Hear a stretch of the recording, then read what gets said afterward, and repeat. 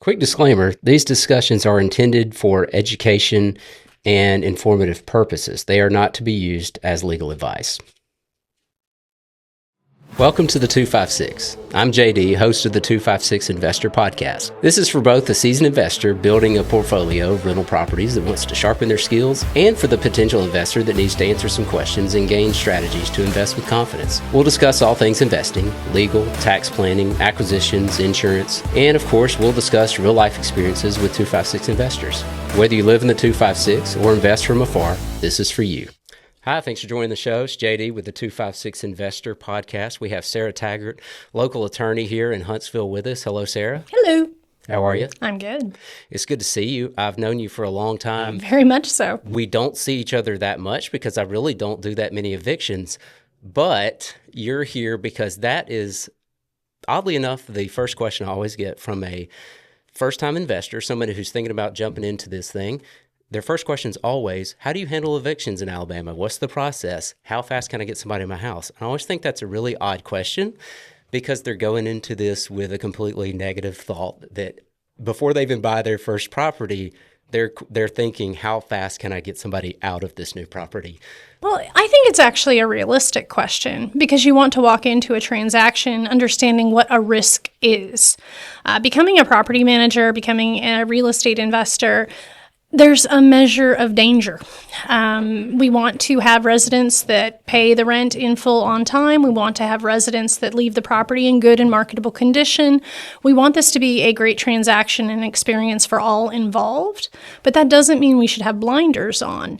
And so understanding what risk looks like is the same as looking over the side of a cliff and being like, okay, well, how deep is this cliff? How far will I fall down this cliff? And that lets you kind of measure your expectations. It tells an investor how much money do I need to have in reserve? How long would I be looking with the property being down on the market and non-productive? And do I, as an investor, have that cash available? So I don't think it's necessarily looking at it in a pessimistic way. I do think that the risk of eviction, if you've done your homework and you've done your screening, the risk of eviction is remote, but it's a risk. And understanding and appreciating the risk isn't necessarily them thinking it's going to be bad. It's them just wanting to have their eyes wide open. With the large number of engineers we work with, I should not be surprised anymore that I get that question from everybody. That being said, what is the process? Because the reason a lot of people ask it is because they have such negative processes and thoughts on where they're from, because a lot of our investors are from all over the country. They're from Denver, they're from San Diego, they're from Seattle, they're from New York, and they have a lot of different processes for evictions there. So what is the process here in Alabama? So Alabama is actually fairly investor landlord friendly. We have a version of the Model Uniform Residential Landlord Tenant Act. So our law is at core the same as 35 other states, but we have enacted certain provisions to make it more landlord friendly. Evictions can run the gamut. You're going to be in a situation where this is assuming a classic residential lease, not a lease for purchase, not owner-backed financing, but if you have just a straight residential lease and you have no bankruptcy complications, because if your tenant does file bankruptcy, that complicates the transaction, you're looking at 5 to 7 weeks. That's in the court system, and there are marked counties that are outside of that. I always joke that we keep statistics. I'm a huge statistics junkie. I can tell you how long each county takes. I can tell you how long each courtroom takes on average. Straight residential eviction, 5 to 7 weeks. It's not the end of the world. After the grace period, there's a 7-day business day notice posted to the door. And you don't count the day you post, because I need 7 consecutive 24-hour periods, yeah. And then after that, the tenant has a chance to answer the judgment correct, show up for a court date if they choose. If they don't, the landlord will get a default judgment. So you file the eviction in the county in which your property is located. And the tenant would start with a 7 business day notice, and it's a notice to cure. Under Alabama law, there are only a limited number of circumstances where we can give a notice and not give the tenant a chance to fix it. But that 7 business day notice, say it's for non-payment, which is by far the most common type of eviction, that 7 business day notice, they're going to have 7 business days to pay you the rent in full in certified funds. If they try and give you a partial, It's up to you on what you want to do. Some landlords will accept a partial and then just give a new, clean 7 business day notice, reflecting the credit for the partial. Some landlords will say, no partials. You do not have to take a partial. So 7 business day notice before the action can be filed. You don't have to file on the 8th business day. A lot of landlords think that if they give a 7 business day notice on the 8th business day, something bad will happen if they opt to not file. You certainly want to get into the court system as fast as possible. What a lot of investors don't realize is my eviction is going to take the same amount of time if the tenant owes 4 months rent or if the tenant owes 1 month's rent. I will have investors in the process get really frustrated with me on the phone and say that their tenant owes them $5,000. And then I will look at the case, and I've only had the case for about a week. And I have gotten to the point in my career where I'm like, well, that's on you. I'm like, I can only be responsible for the length of time that I have had the file. They're all in the same docket. Yep, it's all the same law. There is no expedited, quicker docket because the tenant owes you a lot of money. The judge will literally look at the investor and say, that is not my problem. You waited to file. I cannot make it move any faster than it's going to move. But the tenant has 7 business days to pay. If they don't, you can file. From filing, the tenant has 7 calendar days to request that court appearance. Court appearances are scheduled at different intervals. Some judges hold court weekly, some judges hold court every 2 weeks, some judges hold court once a month. There's a judge in one county that holds court every 3 months. Yeah. Don't invest in that county. Don't invest in that county. They also don't have a lot of evictions. But yeah, the tenant will request a court appearance. They don't have to have a legal defense to request a court appearance. A lot of times they give this answer sheet at the courthouse where the tenant just checks boxes. And they'll check one box that makes no sense, or they'll check all the boxes, or they'll check no boxes, and we still have court. If they do not request a court appearance, we file what is called a default, which means the tenant has failed to defend. So we're entitled to win by default. Once the tenant, if they do a default, it'll be 7 days until I can get you a writ to send a sheriff out. Under Alabama law, these writs are not self-executing. You do have to schedule with a sheriff. Sheriffs in different counties have different procedures, but pretty much every sheriff is going to require 2 or 3 able-bodied individuals. The set-out is when you physically transition the tenant out of the property. That sounds real graceful. It is basically putting the tenant stuff on the curb and changing the locks. Very few evictions go to set-out. But if the tenant does request a court appearance, I usually handle court. I usually give them 2 weeks from court. And again, it ends with the set-out if the tenant fails to vacate.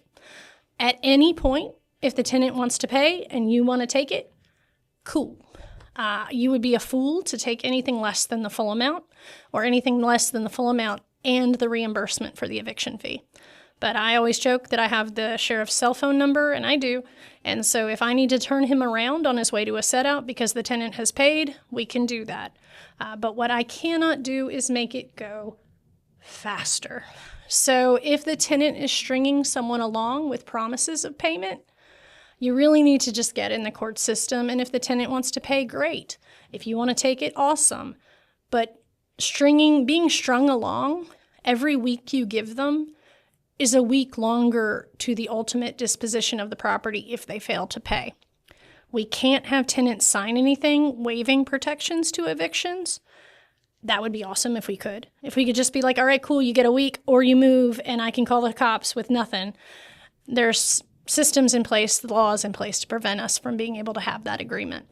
There's some inherent risk with being an investor that you are going to get a troublesome tenant at some point, whether you can screen for that or not. Circumstances change with tenants, so there's some inherent risk. But when you get into situations as the landlord where you're granting extra permissions, that's just strictly on the landlord. That's extra risk they are taking on themselves. So you would think I would not do this, but I have one rental property, and I will say, knowing what I know, I still had a tenant move out, and I had $14,000 worth of damage because I didn't follow my own advice. There is risk inherent in this transaction. Your investors have a lot of choices on what they can do with their money. They can put it in the market, they can put it in bonds, they can bury it in the backyard. I think being a landlord is less risky than the market at this point, just with all the volatility we are seeing. And if the landlord knows what they're doing, if we have frequent inspections, if they've hired professional management, you can reduce that risk significantly, but it is never it's never a zero risk proposition. The last 6 or 7 years have been really landlord friendly here, in my opinion. At least in almost 7 years of my business, I think we filed 3 evictions total. Things have been great, but back in 2013 to 2015, it was a different story. I saw you regularly in the courtroom. I don't think that we're seeing fewer evictions or I'm seeing evictions at different pockets of income. I'm seeing more multifamily apartment community evictions than I'm seeing in single family investment types of evictions. I think that evictions are pretty constant unless you're in 2020 when it was banned. But we're just, it flows through different portions of landlording, We do right now in the city of Huntsville have $2.7 million of rental assistance available. Yeah, I know it's awesome being an eviction attorney when there's rental assistance around. Woo! But we have seen a big spike in that. The city of Huntsville has made rental assistance available since 2020. They learned a valuable lesson. They got procedures and mechanisms in place. And I am seeing right now a lot of landlords being paid by city funds, which is great. I mean, that keeps the tenant housed. It's a use of taxpayer dollars that is sort of a direct push to the landlord that doesn't go through the tenant. So I don't know if I would contrast 2013 to now as much, but I have seen it's not a bad time. It's not a bad time right now to be a landlord. Of course, landlords of C and D properties, they're going to have a higher rate of evictions than those who have A and B, Class A and B properties. And they should build that into the increased level of turn, the risk of eviction, and I would say also increased measure of damages. Like when you do have that C and D, you should just build that in. That should be something that you calculate on your rate of return. It does not mean that you're not going to have Class A, beautiful new construction completely destroyed. And the thing you pointed out is you can screen a tenant and they can be perfect and then get in possession and lose their job. Like we can't stop life from happening for our tenants. So that is certainly something to keep in mind. But I do see more evictions at the lower rent level than I do at the higher rent level just because of sort of job insecurity and lack of savings or resources to get new jobs quickly. Yeah, death, divorce, and loss of income are always present, and they're going to happen no matter how good you are as a landlord or how good your property manager is. Those things are going to happen, and nobody's immune to it. So at some point in the game, when you're in this long enough, you are going to have to go through this eviction process. I don't know. I have landlords that will walk in and they'll say, I've done this for 27 years and I've never had an eviction before. And I'm like, well, cool. I am not a certainty like death and taxes. You could be a landlord for the entire time that you want to be a landlord and never need my services. Like you just pointed out that I never see you. Like we've had 3 or 4 if in the course of the time that you have been at 256. That's a credit to screening, but it's also a question of luck. I mean, I don't like to tell people that it's not skill. There is also a measure of luck into this. One of my very, very, very first evictions almost 20 years ago, someone walked into my office and he was a self-managing landlord and he had done everything that I could have possibly told him to do to prevent his risk. Like he had checked the references. He had gone to the courthouse and pulled the eviction history. He had detailed dumpster dive into this guy's rental history. And before he gave keys, tenant took possession, 2 months in, lost his job. And so this landlord's first eviction out the gate, he had done nothing wrong. The eviction gods were just not smiling in his favor. So when investors are contemplating this, they need to recognize that Alabama is not one of these states like New York or California or Nevada where evictions can drag out for years. We're also not one of these states where you have to have a reason to non-renew. And that's pivotal and key because if you can limp your tenant to the end of the lease, it's up to you whether you want to continue the relationship. Whereas some of these states, you have to have a reason to non-renew. You have to say, oh, well, I want to remodel, or oh, I want to sell. In Alabama, you can just simply be done. Eviction is not the end of the world. I would actually say that you're going to be far, and you probably don't want me to say on your investor podcast what they should actually be scared about. What they should actually be scared about is damage. Because while you haven't seen me in eviction court that frequently, I bet we could walk through and go through your files and find 10 to 20 that have left with massive repairs. And again, that's what happened to me. And I teach this for a living. My tenant paid her rent like clockwork. And I assumed that she was neat and tidy. She was not. She was fostering male cats. It was literally the worst thing you can possibly think of doing, because getting that smell of all those male cats that sprayed all over my house costs lots and lots of money. So when landlords call you and they're like, oh, I'm so worried about evictions, how terrible are evictions, how terrifying are evictions? Evictions are dirt cheap and lightning fast compared to the property damage that can be discovered if frequent inspections are not conducted. So that would be something I would be more concerned about when I'm engaging in real estate investment, is making sure that I'm not just trusting a stranger with my house, that I'm also trusting and verifying. Like, trust should be earned. Right. But even damages are not the end of the line. You can collect. We just got 2 big checks from you for the property you were just talking about that where damages were present. So we recovered most of that. So you can still collect on the back end. Kind of going back to what you said about the set out part is almost a totally different process. From the court process works exactly as it should almost. Those aren't going to be delayed very much. But when it comes to the set out, because going back 10 years or 12 or 13 years, waiting for the sheriff's deputy to show up to conduct the set out was the biggest challenge. That could be 3 to 6 months down the road. And it has not improved. One of the things, if we're speaking just to Madison County, there are the same 2 deputies doing set outs that have done set outs since I started practice in 2007. When you think of the growth that this city has experienced, and I'm sure you're going to have someone on that talks about how Huntsville is a fantastic growth-focused area, we should have more deputies assigned to the task of writs, because as the city has grown, so have the number of evictions. It's natural. But 2 guys were barely enough back in the day, and now 2 guys are woefully inadequate.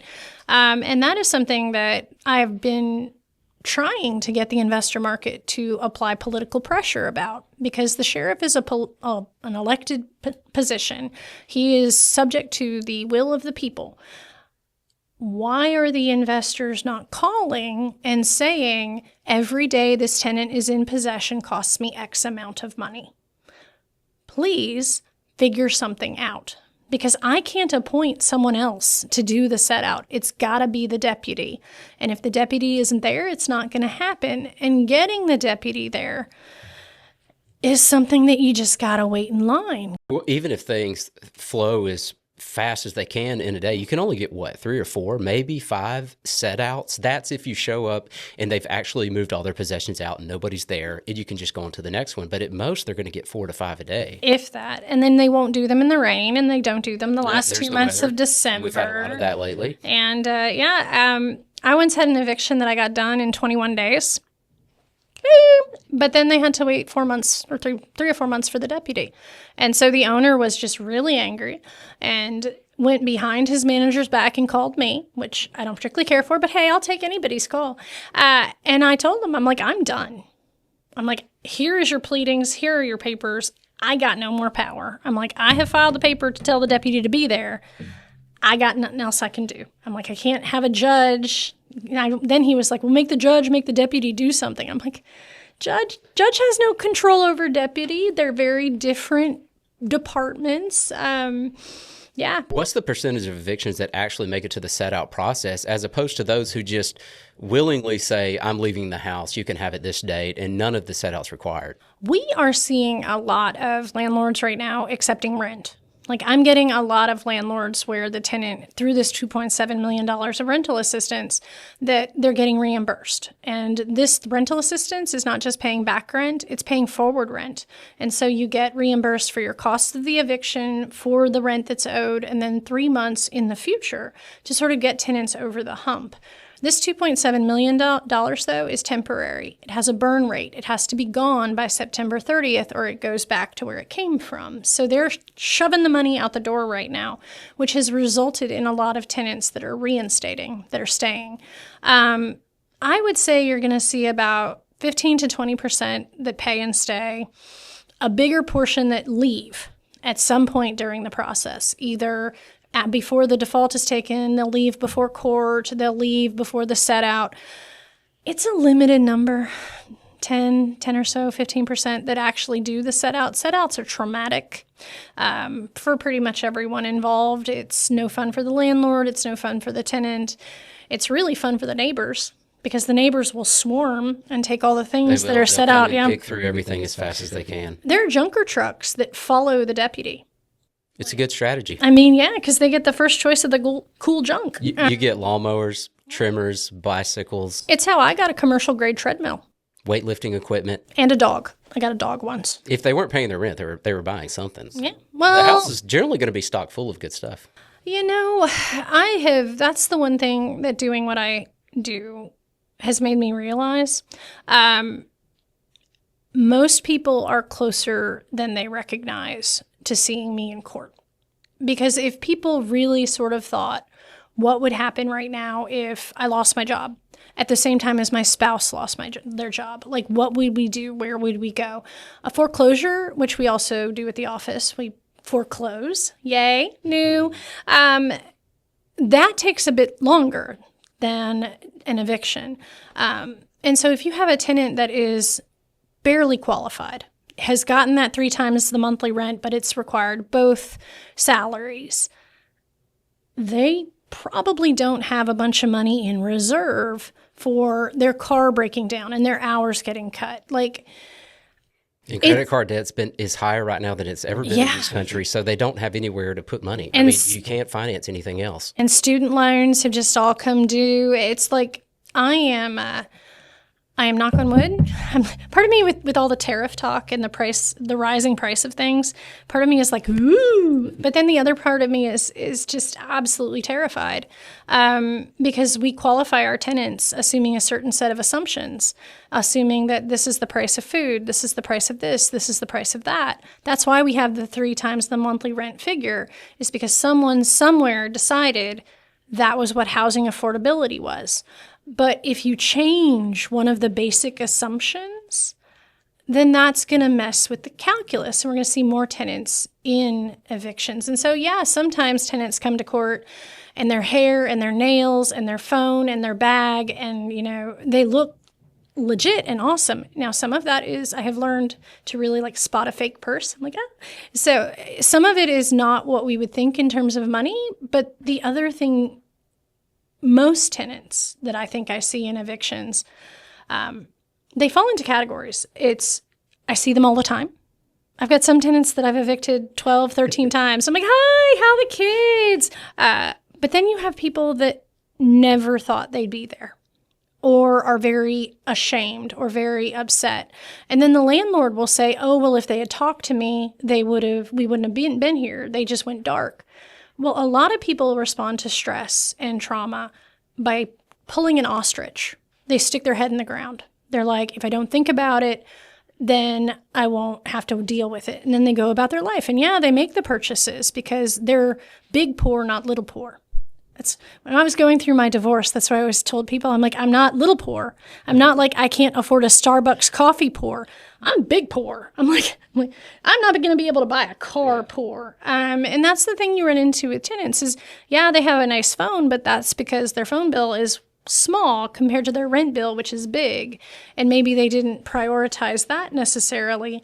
But a lot of times, people come in and they're like, oh, they're spending the money on stuff. And, oh, they have a Mercedes in the driveway. You know who owns that Mercedes is the bank. They don't own the Mercedes. They're renting the Mercedes. So it it has made me personally with my own finances very conservative.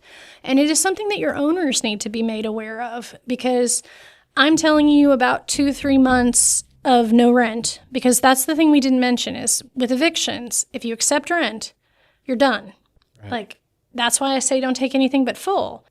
You need, as a landlord, I think, to be in a safe, healthy place.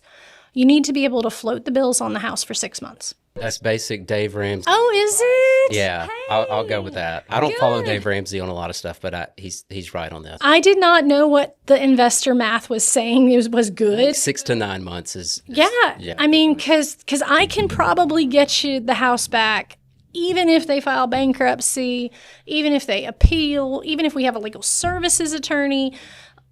I mean, I'm going to get the property back before then, but then you're going to have to put it back together. You're going to have to get it back on the market. Like, you're going to, at minimum, have to do a small amount of haul out. They're not going to clean it up when they leave. There's going to be a small amount of trash and personal belongings to get out. Cleaning, painting, flooring. So you're looking at because they're 4 weeks after that. They're going to live there. That's what a lot of landlords think the security deposit is designed to put it back to the way it was when you gave it to them. No. It's designed to make sure they don't steal the copper. So, I think that if you don't have a solid 6 months of complete carrying costs, I mean, we need to pay for the lawn care, we need to pay for the utility bill, we need to pay the mortgage, we need to pay all the things. I would not be comfortable as a landlord unless I had 6 months where I could liquid cash it. And so I don't need you cashing out 401ks. I need immediate availability to funds. Now, what some landlords will do, which I have done with my personal rental, I have the cash, but it also has a HELOC on it. And I don't do anything with my HELOC. Most bankers, if you've got a banker coming on, find one. Most bankers will do just a line of credit on the rental. And you don't touch it unless you need it, because the other thing you're going to run into is sometimes you might need an HVAC. Sometimes you might need a roof. And landlord-tenant law does not give you time to get your finances together. These things got to happen. And so having both your 6 months reserve cash, but then also access to a line of credit that you can use for disasters, you need a dedicated HELOC that you don't turn around and take that equity and strip it. Like, I need access to funds. Something I've been through personally, and as far as I know, this is still the protocol. If you purchase an investment property for investment purchases with a conventional loan, you have to have 6 months reserves PITI, principal, interest, taxes, and insurance. You've got to have that in the bank or in a 401k or an IRA, and they won't count the full IRA or 401k. It's like 60 or 70%. So you've got to have actual liquid reserves 6 months worth for each property, including your personal residence. Which I think is necessary, because you will have times where you go months without income on a certain property. Yes. Under banking principles, that is the way it should be done, and that is the advice you should follow.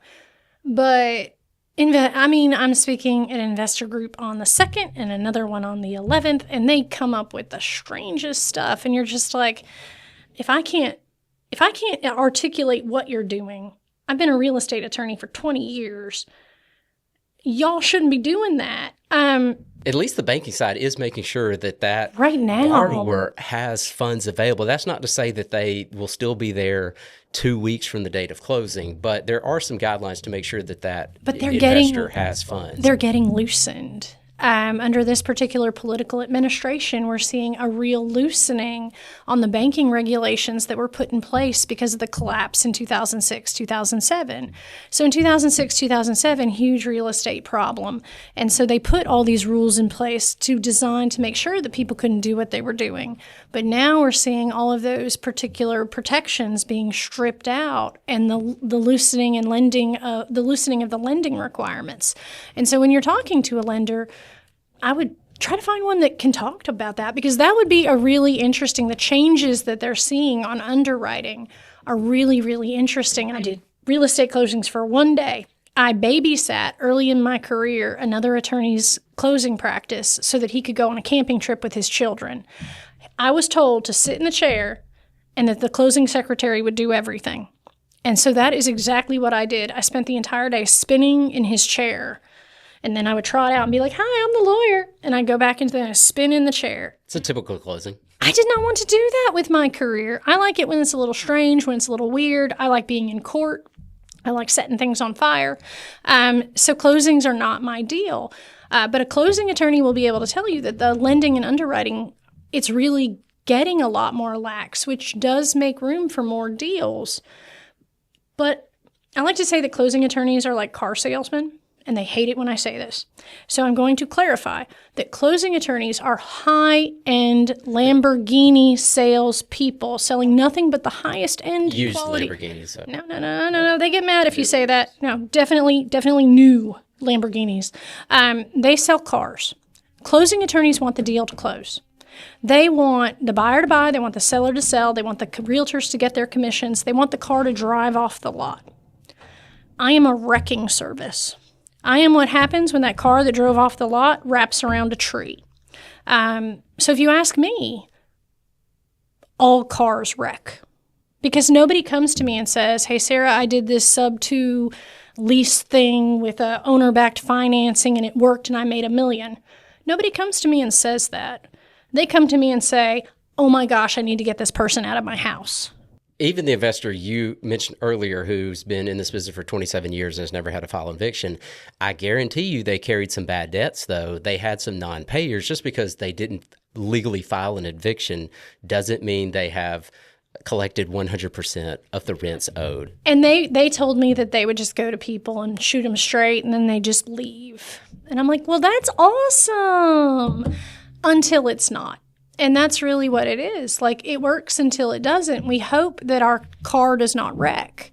Or the rent was 60% of market value. I see that a lot. That's another one. People brag about how they collect all their rents, but the rent should have been $1,500, but they're only charging $975. Going up incrementally each year is crucially important. I know that investors don't want to go up on the rent, especially on tenants that are paying, because they're like, well, they're paying. I don't want to lose them. They're great. But if you do that long enough, you end up significantly below market. And then people will come to me and say, well, how much can I go up on them? Is there a limit for, can I only go up a certain number of percentage points or what? There's no limit. You can raise the rent at the end of the lease to whatever you want. But if you have let a tenant stay for 8 years and never gone up on them, and then all of a sudden you want to go up to the market, that tenant's not going to be able to afford market, and you're going to be going up on them with an eye-popping amount of money. Whereas if you just go up $100 or $50 or $75 each year, then you're not leaving so much money on the table, and it's not so much of a sticker shock for the tenant because they've had time to adjust their budget accordingly. So I say that you do your rent for a year, you recomp the property, and you make sure you're in comp. If you're not, you raise it incrementally so you're within comps. Because the tenant, when you go up on them, first thing they're going to do is go out and try and see if they can get something comped. And when they recognize that what you're doing is in market, they're going to ask themselves, is it worth my financial cost of moving? And it's not going to be, because they're not going to be able to get a deal. But trying to expect them after 5 years to come up 30% or 40% on the rent, do we think they have much better jobs? Like, they could afford this. You're going up that much. Their income did not necessarily go up that much. So I really think a lot of investors leave money on the table when they don't incrementally raise the rent each year. There's also the strategy that the landlord or the investor thinks that the renter is going to reciprocate the favor. So they've been receiving low rent for 10 years, and the landlord thinks, well, they're going to turn over a really nice home back to me, only to find out that 10 years down the road, they've not cleaned it once, they've not changed the air filter once, they had multiple animals that were unauthorized. So then they find out at the back end that they did not reciprocate the agreement that the landlord thought they were going to honor. This is a business relationship, and it needs to be thought of as such, not the, oh, well, I want their kids to get through. I've watched their kids grow up, or, oh, we're buddies. That's not being nice. That's giving gifts. Exactly. I mean, this needs to be an arm's length transaction in which you are providing them a service, and that service is what they are paying for. This is not them doing you a favor. They have to follow their legal obligations, which you should be making sure that they are doing. I think a lot of times the investor forgets the two sides of the contract. The renter is paying rent and agreeing to uphold the home and the property. And in exchange, the landlord is providing a home, is providing the physical property. I think a lot of times landlords forget that they're providing something in the contract. And that they have to. They have to maintain it. I had a landlord the other day. House has 2 bathrooms. 1 bathroom doesn't work. Landlord's like, can I have the tenant sign something saying they're okay with only 1 bathroom? And I'm like, no, you have an obligation to fix the 2nd bathroom. It's that simple. I always say that if the idea of an eviction in December on a tenant with children, if you can't pull that trigger, hire a manager. It's the second thing I force every potential investor to answer for me. Number one, if a call comes in, there's a maintenance issue or some other breach of the lease, do you have time to stop what you're doing and focus on that? In the normal course of your day, can you stop what you're doing and take care of that? Number 2 is, can you tell someone no, and can you turn someone down who's applied for housing and they give you a big sob story and they beg for the home, they have to have it or their family's going to fall apart. Can you tell them no if they don't qualify? And can you reject people? If you can't do those 2 things, you need to reassess whether you want to be an investor or whether you can do it yourself. If you can't, you need to hire someone who can do those things. Realtors and property managers get a bit of a, pardon my French, bullshit detector. And it doesn't mean that there's not a grain of truth in stories, but it also means that this is an arm's length financial transaction involving a legal contract that requires adherence by both parties to the terms. And once it is anything different than that, you need to hire a manager. Build the commission into the rent. Build the commission into the rent. If the commission can't be built in the rent because otherwise you're priced out of the market, look to sell. You are not properly capitalized. Or it's a fee. Just like anything else you have, you're going to pay a fee for the enjoyment of it. The percentage, the commission to the property manager is a fee to enjoy, just like anything else. I have had somebody say, well, if I pay a property manager, I can't cover the mortgage on the property. And I'm like, well, that is not you made a bad investment. Exactly. And selling is not admitting defeat. Like if the financial nature of the transaction no longer makes sense, we cash out. Like when we're playing cards, if you've got a bad hand, you fold. You don't double down, or you don't just take your money's going to go if you're doing it that way. So it is not admitting defeat to either A, say you can't do it yourself, because I've been doing this 20 years. I teach managers all over this state. I've been teaching for the Real Estate Commission for years. I teach people how to be landlords. I stink at it. Like, I'm terrible. I don't follow my own advice.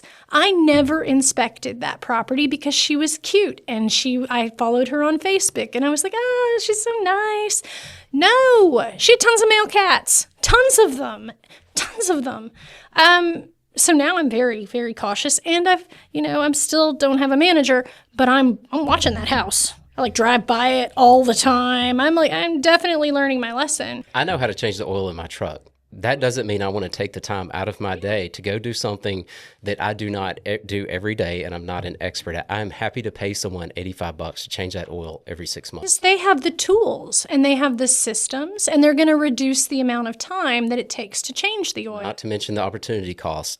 The hour and a half it would take me, I could be securing another property. I could be out looking at properties, my next acquisition, talking to a client, trying to put out a fire. Or playing a round of golf. I mean, life is too short to spend time on the fact that your tenant was, what did my tenant have last time? Oh, my poor little tenant had spiders. And I'm like, oh, damn it. And so I had to run around trying to figure out what to do. Whereas you probably have a pest control guy and you just be like, go check the house for spiders. Solve this for me. Yeah, it's a quick call. Yeah, but it is the one issue that people have to confront is if the fee for property management makes the financial transaction of the rent no longer make sense, you need to reevaluate that financial transaction. Selling the property, not being a property manager, or not being a landlord, that is not admitting failure. That is admitting that when you got this property, however you did, if it used to be your home, if you inherited it, if it's not going to make sense with a management fee and you are not local, then there are realtors that help you sell. I'm sure you do that. You guys do doesn't sales, mean you're right? out of the game either. I purchased a property a year ago because I thought it would get $1,200 rent. It only got $950. So guess what? In 3 weeks, I'm closing. I'm selling that property. I'm breaking even, and I'm going to reinvest it into something else. I want my cash back so I can reinvest it to something that does cash flow what I thought it would. So it doesn't mean you're completely out and you can't rejoin the game. And the thing you get is, taking that money and doing something that makes more financial sense. Sometimes owners will say, oh, but I love that house. I'm attached to that house. And I'm like, well, then that's the worst decision you can make. Don't rent something you're emotionally attached to, because your tenant's going to return it to you potentially in terrible shape. And then you're going to be really, really angry. We've discussed a lot of things that can reduce risk for an investor. But a couple of things you touched on earlier that I want to go back to. Usually the thicker the novel that comes with the application, the more concerning that is to me as someone who's done this for over 20 years. Like if they lay it on thick and say, I'm a church-going person, that I'm just trying to take care of this and that, I really need this home, that's a major red flag. And I think it would be for a lot of people. I would not read the novel. So the thing you're running into is an application, and an application has blanks. The tenant fills out the blanks with the information that makes sense in the blanks, and that is the only thing. And then they send another email with it. Well, we just disregard. That's the easy one, though. That, to me, that's a major red flag. I know that gets past some people, and some people want to believe it. But could the be thing true, that's relevant. not a red flag is when someone just fills out a standard application. There's nothing added to it. There's no begging. It's just a standard application, except that when you start going through the application and you start calling the references, specifically the current landlord and the prior landlords, and you start finding out the names and numbers they provided do not match up with the property tax records of ownership. And then you start asking further questions, and I get this all the time. We'll make the call for the person that was put down as the current manager, and we say, so you're the manager of this home. That's correct. Okay, so your name does not match the name on the property tax records. Why is that? And, we act really stupid. And they say, oh, well, I'm actually just kind of handling this for the owner. And we say, oh, so you have a real estate license then to be able to conduct this. As you being a property manager, you have a real estate license. So I'm going to go ahead and pull up the real estate database and find your name. What was your name? Well, I'm not actually doing all of the work of a property manager. And they start really backing themselves into a corner. But a lot of people don't take those steps. They're just going to talk to that person. And the person says, they were a great renter. I highly recommend them. Case closed. That's when you're dealing with a professional renter who does this over and over and over again. They get their friends or family to vouch for them. They will even get them to vouch for their employment. And these are people who just go through house after house after house. And when you talk about seeing the same people in the courtroom for an eviction case, it tells me they're a professional renter, just like people get in school and they stay till their 50s or 60s, getting degree after degree. They're just professional students. There are professional renters who have figured out the game, and they know once they get in a property, there's legal requirements to get them out of that property, and they will extend it as long as they possibly can. So I always tell people, because landlords get real angry when they get a professional renter. But I tell people, if my ability to put a house over or put a roof over my son's head depended on my ability to make you believe me, I'd be a good actress. And that does not mean I'm a bad person. I think most people, if they searched deep down, would do the exact same thing. Because we all have, landlords, tenants, we all have the desire to, one, have a place to stay, but more importantly, to stably house our families. So some things you can do, one, if they say, oh, well, I'm just managing it for people, look up the real estate license. When they dance, say, okay, well, I'm going to report you to the real estate commission unless you tell me what's going on. And they'll usually tell you, or if they say they're the owner of the house, you can lay the predicate to talking to the tenant of, oh, well, describe what you're living in. How many bedrooms, how many bathrooms, detached garage, attached garage, fenced in yard, like just where they say they currently are now. And then when you're talking to whoever's supposed to be the owner, well, the person that's supposed to be the owner has been coached on they're clean, they're neat, they pay on time, they have no animals. What owner doesn't know if they have 2 or 3 bedrooms? What owner doesn't know how big the yard is? And so when you start asking the things physically about the structure, a lot of times the stories will fall apart. But the easiest thing that can be done, which is hard if your listeners are not local, but every county in the state of Alabama has the Alicourt computer system. It's fantastic. It tells you everything you need to know. Background checks that are commercially available are notoriously unreliable. Evictions are not filed with dates of births and socials. So there's a real risk of underreporting because if you were a John Smith and there's no eviction social or date of birth, and I've got 20 John Smiths that have been evicted, well, nobody's going to report the eviction history unless you've got a match. And so since Alabama, 1, does not export their court data, 2, they require that we restrict or that we redact any biographical information because of the risk of identity theft, evictions are going to underreport.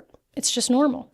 But going to Alicourt is the easiest, most cost-effective thing you can do. It's free in all the courthouses. You go downtown, you get yourself a latte, you go to the 8th or 3rd floor in Madison County Courthouse, and you look them up. So we went through the actual eviction process. I mean, it's pretty self-explanatory. It goes the way you explained, and we've talked about a lot of things ways that we can reduce the risk for having to file an eviction and go through that process. So what would you say to sum all this up and how an investor can protect themselves just in a couple quick sentences? Don't be afraid to file. Everyone's always afraid that they're filing an eviction means that they're some kind of horrible person, or where will the tenant's kids sleep? And that is honestly not a landlord's problem. Everybody has a set of obligations. Everybody has a set of responsibilities. And your set of obligations and responsibilities are to protect your asset and to protect your financial health. Now, if you are going to not protect your financial health, if you are going to delay filing, my other just personal piece of hope is that you don't yell at your eviction attorney about it taking so dang long, because I can't control that. The other is to do your reading. The Landlord-Tenant Act is very easy to read. It is found at Alabama Code Section 35-9A. If you print it off of Google, it's like 20 pages. And it's got the landlord's responsibilities, tenant responsibilities. If you are self-managing or if you are partnered with an investor, 90% of your questions are going to be answered by doing that reading. So I always tell people to get their vice of choice. Mine would be a glass of wine. Somebody's maybe a glass, cappuccino. Who knows? Get yourself a drink, get printed out, read through it. It is designed to be very user-friendly. And then a little plug on me. We have a lot of educational material that is available that we make both available to just the public or client-specific material. I'm a big, big fan of education. 1, because I just really like teaching this stuff, but 2, the more people watch the videos, the more I can focus on doing things that are not repeating myself when I've got a video about it.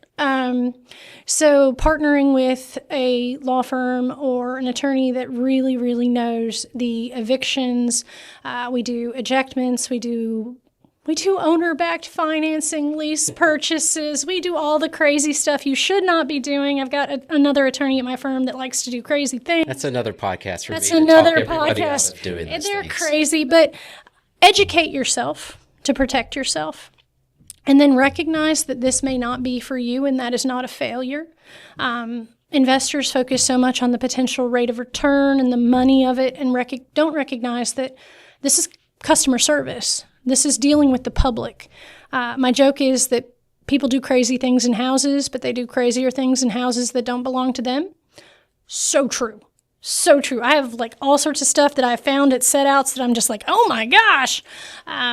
So recognizing that, yes, there's risk, but the way you minimize your risk is to partner with people that can help you learn, taking the time to learn, but then also recognizing that it is not a sense of failure if this just isn't your cup of tea. Thanks, Sarah. Well said. How can our listeners get a hold of you? Okay, so the office number, 256-562-1999, as in we're going to party like it's 1999. I'm available, my website, www.sarah, S-A-R-A-H, Taggart, Taggart.com. We're on Facebook. We're on apparently Instagram. Don't even know about that. I teach all over the state in investor groups, for realtors, for apartment community managers. I do a lot of consulting and training. I'm also in court, so if you're just hanging out in an eviction courtroom, you might run into me.